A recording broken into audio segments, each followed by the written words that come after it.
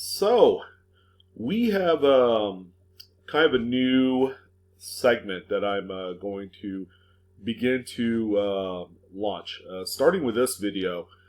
And the big idea with this particular segment is the focus on collecting some popular U.S. type coins.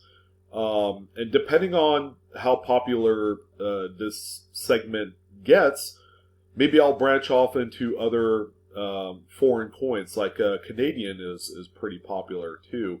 But after a few special requests to see some more obsolete classic coins, I have listened to your pleas, and now I am delivering for you. So the topic of conversation for this video is going to be the 1913 Buffalo Nickel Type 1. Now, it's the coin that you see on screen. This is actually a beautiful example. It's the very first date of the Buffalo Nickel series that was made popular from 1913 all the way to 1938. And the whole reason why that this series was cut short was because of the launch of the newly designed Jefferson nickel. But the Buffalo nickel has gone on to become one of the most widely collected coins today. The series is quite riddled with a lot of challenging aspects, and between the varieties and the myriad of different errors that can be found on this particular series, in addition to just trying to do a complete date set and mint mark set of every coin, offers a lot of satisfaction, number one, and number two, it can be a low budget build, or it can be a very expensive build at that. There are a few key dates within the series that I would classify as being stoppers, especially when you're trying to assemble some of the highest grades possible, more along the lines of like registry style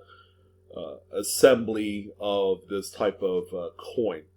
Now, the 1913 Buffalo is the first date of the series, of course. Now, there's a Type 1 and a Type 2 of this particular coin. The one that you see here is a Type 1. The Buffalo on the reverse is set on a raised mound. Okay, so if you guys are familiar with the design work of the Buffalo nickel in general, you have a raised mound and then you have a flat style mound, in which the relief where 5 cents is so much more deeper on that coin. And the Type 1 only exists on the 1913, and there are Philadelphia, Denver, and San Francisco minted coins. But in the spirit of trying to keep it relatively affordable, we're just going to be looking at the Philadelphia minted example, which will have no visible mint mark on the reverse, and generally it's going to be right under 5 cents. The one cool thing that I like about this coin is that you can obtain a really nice, generous looking like mint state 63 or 64 for around $100. So this particular coin has always been kind of one of those check off the box type coins that everybody needs, especially if you have to fill in an album hole, like Whitman makes a 20th century typeset album in which you need the Buffalo nickel anyways. This would be a great addition. It's a much better date, in my opinion, than the 1938D, even though it's the final date of the Buffalo nickel series. In terms of a general typeset, like a Dansko or something like that, it's going to require a Type 1 coin. So the more affordable out of the 3 branch mints is obviously the Philadelphia. So the coin in itself, if you guys are not familiar with the design work of the coin, the date is set on a much higher profile on the coin. So it sits off the coin so much that it's an area on the design devices that wears off the quickest. So the particular series in itself, the reason why it's so affordable is a lot of these coins are found dateless because of just overall wear, and that's just the way that these things were designed and conceptualized during its day. So what I wanted to do, other than just staring at this gorgeous 1913 Type 1 Buffalo, is to actually kind of deep dive into some pricing schematics. Now, every time I go out and I'm attempting to buy a coin, what I like to do is do some research first. Okay, there's two great resources. One in which that will talk about the coin on a general sense, along with pricing and grading. And the other site would just be if I'm ready to buy, then I could get kind of like a landscape view of all the coins that exist out there. And PCGS.com is probably the best resource in terms of general information. All right, so and it's right up top here. You hit the price guide and you drill down depending on what series, what denomination you want to look at. So we're in the Buffalo Nickel price guide section of the price guide, and we're going to go ahead. I mean, it's all in ascending order from the lowest date to the highest. So we have a Type 1 5 cents on raised ground, which is a Type 1. They also did a Type 2 5 cents in recessed, okay, which is a traditional reverse that you would see all the way up to 1938. Now, the Type 2 coins are comparatively more tougher to find, especially in higher grades. The S Mint coin in Type 2 is a difficult coin to obtain if you're on a budget. So it's going to be one of the more expensive coins that you do buy in the event that you want to assemble, say, for example, a Buffalo set from 1913 all the way to 1938. Usually every type of album will have one of each type of coin. There will even be Type 1 and Type 2s of the 1913s. So a good piece of information that I like to obtain from the price guide is just on the overall graph feature here. So we got 1913 Type 1. Without actually clicking into the date and mint mark of that coin you're interested in, you have a lot of information. All right, so you have a generalized price guide look. Okay, it's something that you would typically find in a paper printed price guide. It goes, from the grade that's the least. In this case, there's was this good for or VG? It's good for. So this would be your price. Again, you have to take visual price guides with a grain of salt because usually it's going to fall a little bit differently than what all of these prices are. So for good for, it's $14. For fine 12, it's $18. XF40, which is a nice suitable grade even for this. You have a lot of detail. You have a full horn on the reverse. You're looking at $24 thereabouts. You start to get into some of the mint state grades. Here's a 35, mint state 60, $35, and 63, which is a grade that I like because you can find an example that details a lot of luster, and maybe the strike isn't nearly as strong, or possibly you might have some like toning or wood graining effects because these coins had improper alloy issues during its day. So here's a 64 here at $70, and then you have the plus grades as well. Now when you get to 65, okay, it gets a little bit pricey. You're looking at about $120. If you're buying it strictly as a type coin for a collection, just to have it and just check mark the box, then by all means, probably stick around $100, $150. You go for better quality, and you're going to find that coin is going to be easier to sell later on down the line if you wanted to liquidate certain pieces of your typeset, or if you wanted to upgrade, to say maybe a 66 or even a 67, depending on your budget. So let's go ahead and click in here real quick, and let's go ahead and take a look at a few of the sample images of actual graded coins. Now, they're going to show some pretty insane graded examples Like this first one here is a PCGS Mid-State 68 Plus. That's pretty remarkable. Okay, and then over here you're going to have the next two coin grades down from there, so it descends as you go through it, and then you can view more images. You can take a look at Mid-State 67s and 66s and 65s, and it's also a useful tool to compare grades. Like if you saw a coin, like for instance on eBay, that someone is advertising as mid-state, but you want to kind of like have a better idea of where it falls numerical wise, use the PCGS CoinFacts or pull up the app. That's also a great one, the PCGS CoinFacts app, and take a look at these sample images. Kind of do a little photo grade session. It's good practice too. So, I mean, of course they're going to show some of the biggest grades of coins to highlight. But as you can see, the mintage is 30,992,000. It gives you the designer, the diameter, the weight, 5 grams. It's a Philadelphia minted coin. And then the overall composition, which is a 75% copper, 25% nickel composition, which is standard even to this day. It even gives you the high dollar amount of the coin that's sold at one point in history. So in 2007, Heritage Auctions sold a Mint-State 68 example for $29,900. This right here, this information right here generally is a little bit old. They really haven't updated the auction record for the high dollar amount in quite a while. There have been a few coins that I've spotted that, you know, thought to myself, well, wait, one coin sold for 14 grand about 2 years ago, and yet the high dollar one that they have on their profile page is like 3,200. So, you know, this is one point right here, the auction record, in which it doesn't get updated regularly. So keep that in mind.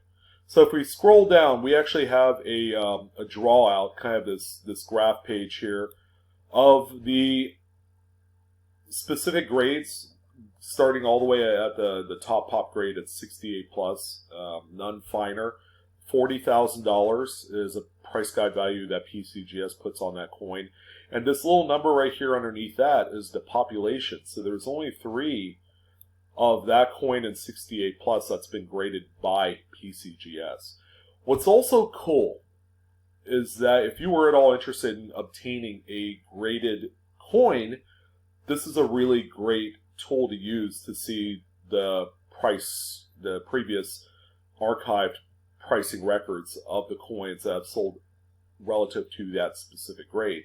So if we go here under 68, obviously it has a $8,500 price guide value. 28 were graded at that level, and then here are the 5, you know, to select most recent sales of that coin in a Mint-State 68. So some of them are quite a bit more. Maybe the coin had a little bit more toning, but there are also a few coins that sold underneath that for whatever reason.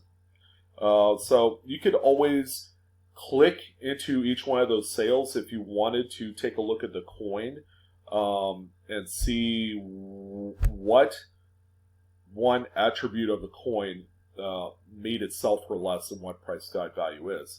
And then you could go all the way on down the line. As a matter of fact, you could click over here at this arrow on the left, and the grades go all the way back to probably like Pour 1 maybe? Yeah, so someone had submitted 2 examples that graded out Pour 1, and it's worth $8. So, you know, there are low ball collectors, and when you get into the poor and fair grades, there are people that actually buy those up. And they'll spend a little bit more than market value. As a matter of fact, collectors have been known to pay more for Pour 1 and Fair 2 over such grades like AG3, Good 4, you know, VG6, VG8, you know, some of those other grades, or maybe that's Good 6. I think it's Good 6. And then VG8, VG10, Fine 12, Fine 15, and then you just go on down the line. But there will also be archived prices for some of those lower grades too. Like, for instance, here's a VF20 that sold for $22 on Great Collections. So this is just an overall great tool to use. And it even gives you like rarity factors and certain grades, you know, and like expected survival rates for that particular grade. There's a lot of cool information on here. Okay, and there's even a little, usually it's by one of the experts at PCGS, like here's David Hall here, that had put in an excerpt on the 1913 Buffalo nickel, you know, like rarity, mintage, you know, what they think about the coin, you know, and a lot of great stuff. Not every coin will have this professional excerpt in there, but this one from David Hall, almost expected, you know, on a coin as popular as the Type 1 1913 Buffalo. All right, so that's utilizing the PCGS Price Guide tool or CoinFacts app in kind of getting some basic information on this coin. So the next thing that we want to use is probably eBay, right? So we're here in the coins and paper money section on eBay, which is really easy to get to. We're in US coins and we're in US nickels. So all we have to do is click on Buffalo Nickels. And once we have this up, then we could simply go in up top in the search field, type in 1913 Type 1. And it's going to look for every coin that is 1913 Type 1 in the Buffalo Nickel section of the eBay area for coins. So we're going to go ahead and hit enter on there. And then, you know, we'll just take a look at some coins. So if you find a coin, generally that will work for you and your needs, then, you know, you can just go ahead and buy it or place your bids. But you're going to find every conceivable type of grade. And if you haven't done this before, comparing the coins that you see on here compared to what's in the PCGS CoinFacts or Photo Grade app is going to be masterful. You're really going to pick up a lot of grading skills as a result. But, you know, the coins are all over the place in terms of value. Okay, you want to be especially careful for coins that appear to be cleaned, or in this case, this one right here, looks restored or acid dipped. Again, when you have these coins and the date is completely worn down on them, people use a chemical called nicodate, which is an acid. And when you apply that acid on, like, say, the date area, it'll actually bring up the date of that coin. Of course, at that point, it's a details graded body bagged type of coin, and you really don't want to submit that to a grader at that point. And it doesn't matter if it's a common date or a rare date of Buffalo nickel. Once you apply that nicodate and it eats into the coin to pull up the date, it's a damaged coin. All right, so you probably, regardless, don't want to send those out. All right, so, you know, with all the things considering, this is going to help you make a decision. I mean, I can tell you right now, this coin looks pretty good for a typeset. It might end up selling for about 20 bucks. You know, it looks like a really solid AU. I don't see a lot of wear, which on a coin of this type, a lot of the wear is going to be on that that braid area, on the cheek, the top of the head right here, the hair, the date, of course. And then on the reverse, usually the horn is one of the first things to go. And then areas such as the back and then the hind rump area gets a lot of rub on there too. In addition to where all the tufts of hair and all that stuff, that wears down pretty flat as well. So, and another thing to keep in mind with these buffaloes is that after a while, once the coin gets to about a fine 12, the rim will actually wear pretty flat to the fields of the coin.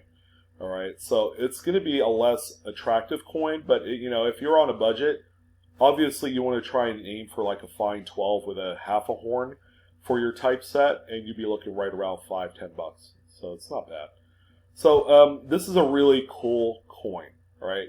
Again, it's a typeset need. It's very affordable, but at the same time, if you're looking to go guns a-blazing on some really nice high-end pieces, it could also be one of those coins where you could find and cherry pick one that's in mint state, beautiful, gorgeous condition, turn around and grade it, and it comes back like mint state 67 plus or something like that, and then effectively you have like a $1,500 coin. So the date in itself, in spite of the fact that there are plenty made and available in today's marketplace, is still very much a coin and date that is popular, that is cherry-picked, you know, not only for grade, but there's like a two-feather variety of this particular date as well, alongside, I think, maybe one or two doubled dies. So keep that in mind as well. There's a lot to look for. It's a very cool special coin. So I want to thank everyone for joining in on this video. Again, it's something totally new and different.